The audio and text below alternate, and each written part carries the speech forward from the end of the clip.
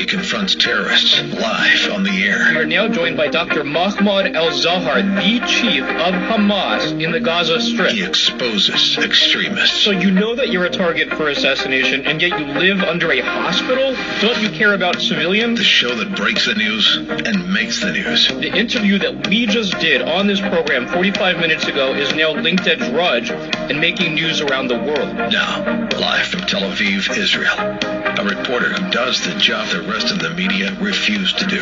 It's Aaron Klein, Investigative Radio, with journalist and best-selling author Aaron Klein. The Mueller travesty, and it continues really to have such a massive impact because we need to look into where the whole Russia collusion narrative started, the connections between Hillary and the DNC, but actually beyond that, Bob Mueller has so dominated the discourse in this country for the last 2 years. And in fact, as I've been discussing for week after week, month after month, the very cloud of this fake investigation led by this Republican who apparently has a stellar reputation, we're told, the way that it has impacted this presidency, the way it potentially has impacted our national security, the way that it has served to obstruct, the way that maybe it even influenced the 2018 elections. We all know that Bob Mueller knew from the start, as any elementary investigator had to, or whoever these investigators are, that there was no collusion. It's so clear. And it really, you're telling me it took until after the midterms to determine that? As I said before, can you imagine if the Mueller report were released before the midterms? Or can you imagine if they were held tomorrow? Do you understand the different kind of country we would live in if we didn't have Jerry Nadler as the House Intelligence Committee chairman?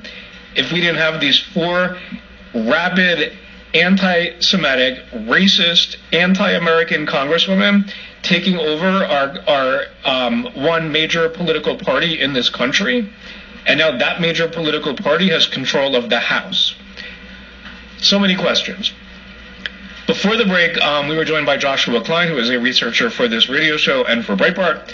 We were discussing in a very, let's just say, respectful manner, because clearly there was something cognitively wrong with Bob Mueller. And I don't want to put anyone down, and we're not doing that. Instead, what we're doing is, given that that's clearly the case, this now raises major questions, including, as we said before the break, just a minor thing. Mueller gets up this past week and he testifies that he did not interview with Donald Trump one day before he was appointed special counsel. He claims he did not interview in that Oval Office meeting to become the FBI chief. Joshua Klein, back at you. My voice is going a little bit from the air conditioning. Yeah, well, where to begin? Honestly, I mean, as far as him testifying that he did not interview for the FBI job, honestly, I mean, because of his mental state, that I can actually believe that he believed what he was saying was true, so I don't put much weight behind it, and therefore I don't put much weight behind anything he said. I mean, he barely said anything, to tell you the truth. But yeah, it's definitely, and it's also interesting as a side note, the same media that literally spent months on end, like, keep those from narrative to narrative, but I don't know, I'm sure you all recall the narrative of, Trump, he's got serious mental issues and mental decline. He has, advanced stages that they brought on doctors of dementia, Alzheimer's, which is actually ethically wrong and shouldn't ever be done. But they had no problem railroading Trump for months on this, even to the extent where obviously there was an attempt to even utilize the 25th Amendment and take it out. I mean, this is literally deep state coup stuff. But that's just a side note, and that's just something that, of course, we expect the media to be hypocritical about. So, yeah, I mean, it's really critical to ask, if Mueller clearly was in this not, clear state of mind, why was he chosen to lead this most important investigation? I mean, in the words of the Democrats, this is the most important, report since the 9/11 Commission. So you'd think, you would want to vet, someone to be really, the top of the top. And he obviously was in his past, and he was a hero in many respects.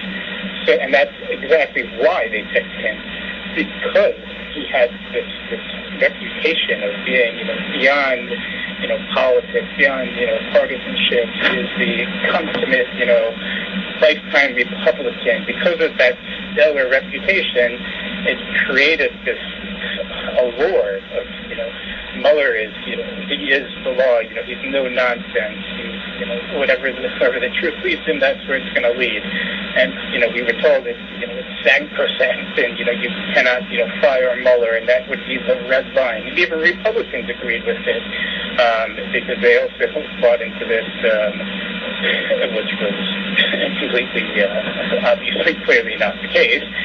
So that is clearly why they did it, is they wanted to use his reputation. And when I say they, that's the next part, is so who are these people that did that? Well, by the way, also this raises questions about, clearly he stayed totally out of the limelight for the entire time of the Mueller report. Is it possible that there were cognitive issues going on these past 2 years, and maybe he didn't want anybody to know? I mean, I've never seen anyone dodge the media the way that he did, to the point where he wasn't even photographed. And then, of course, he got up in April, and he gave a press conference for just a few minutes where he clearly was able to read from a paper, and that's it, and then didn't take questions and then ran away. So we had this shell, let's say, this front, using the Republican brand, using his previous reputation.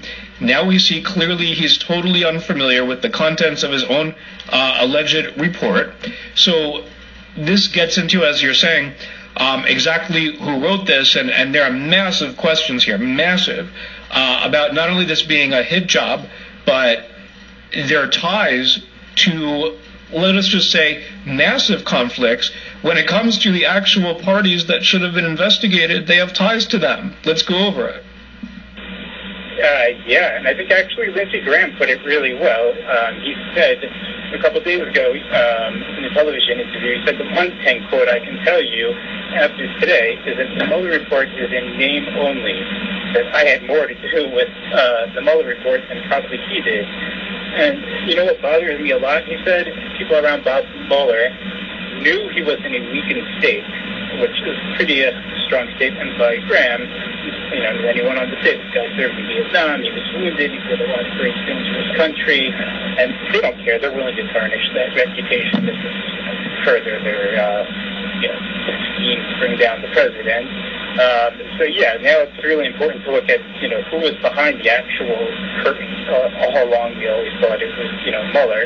And as a side note, I guess, people kind of laughed it off, but Trump actually was dead on, now that we know that Mueller wasn't fully in the game, by constantly saying that, this group of 18, 19 Democratic lawyers, are highly conflicted, and they really weren't. And it's important because they were running the show, too. It wasn't, Mueller was, pretty much in charge, and these lawyers, had some minimal stuff. They were actually running it. And of course, today, 2.5 years later, we started to trickle out from the New York Times, CNN, that was the case. And they actually mentioned, and he was actually at the hearing too, which was unprecedented, and that's another matter. To have somebody show up at the hearing, he was sworn in at the second hearing. He was the deputy special counsel, and his name is Aaron Zebley. And he was, according to the New York Times, he was running the day-to-day operations of this entire thing. So basically, he was the point man. That seems to be the consensus according to the media. And, this guy is really conflicted. And this actually ties directly back into the Clinton investigation. I mean, if you want to call it investigation, the Clinton sham, whatever you want to call it in. He actually represented a guy by the name of Brian Palin.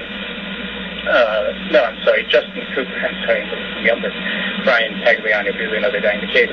Justin Cooper was actually the one that set up the server for Hillary Clinton, and he represented him in the supposed Clinton case, with obviously Comey running it.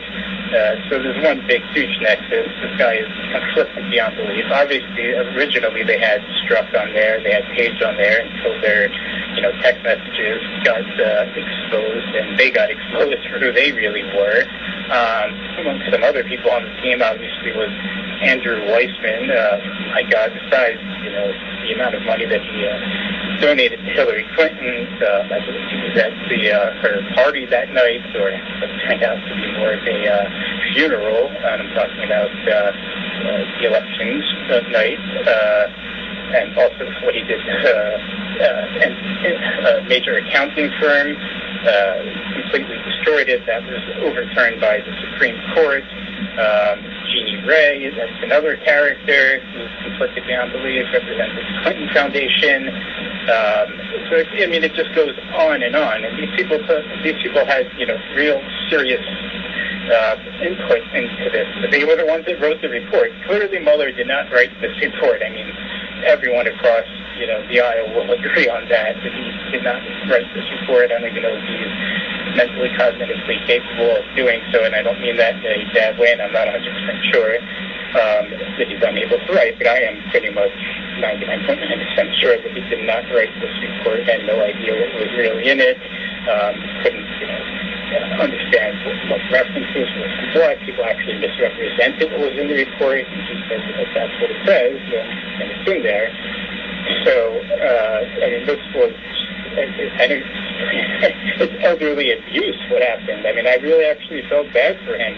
Yeah, and by the way, you mentioned the funeral that became the Hillary election victory parade that turned into a funeral march the night of the November 2016 election. I, of course, was present at the Donald Trump victory parade at the Hilton Hotel inside the ballroom, and I'll never forget toward the beginning of the night where the media stationed with me was so thrilled that they were going to be there to watch this massive loss by Donald Trump. And then as the night wore on, you could see the thickness really preside over really this thick mourning feeling that came over the media. And then, of course, we saw the tears later at the Hillary parade. By the way, I saw some tears in the media on the Trump side when Trump ended up winning. And so they went to work immediately, in fact, to start the Russia narrative to try to discredit Trump. And eventually this became, at least some of their operatives, the Mueller report. It's absolutely staggering, and we have to take a quick break, but let's continue to investigate this and more. Stay tuned.